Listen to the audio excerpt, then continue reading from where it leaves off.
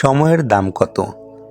আমরা সবাই একটা সময় বলেছিলাম আরও একটু বড় হয়ে গেলে ভালো থাকব। ছোটবেলায় মনে হতো বড়রা কত স্বাধীন, কত সুখী। কিন্তু এখন মনে হয় সময় যেন হুড়মুড় করে চলে গেল। আমরা প্রায়ই ভাবি যদি ৫ বছর আগের আমি হতে পারতাম।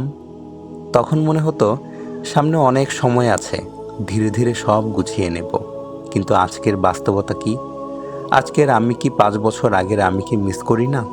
মনে হয় না তখন যদি আরেকটু মনোযোগী হতাম, আরও ভালোভাবে সময় কাজে লাগাতাম, তাহলে আজ সব কিছু গোছানো থাকতো। কিন্তু মজার ব্যাপার কি জানেন? ঠিক ৫ বছর পরেও আমরা হয়তো আজকের দিনটার জন্য একই আফসোস করব। বলবো, ইস, যদি তখন সময়টা কাজে লাগাতাম। সময় কখনো আমাদের জন্য অপেক্ষা করে না। আমরা হয় সময়কে ব্যবহার করি, নয়তো সময় আমাদের ফাঁকি দিয়ে চলে যায়। কেউ হয়তো ভাবছে পরের মাস থেকে জীবনটা গুছিয়ে ফেলব। কেউ বলছে আগামী বছর থেকে সব কিছু ঠিকঠাক হবে। কিন্তু আসল সত্যিটা হলো আমাদের কাছে যা আছে তা শুধু এই মুহূর্ত, এখন।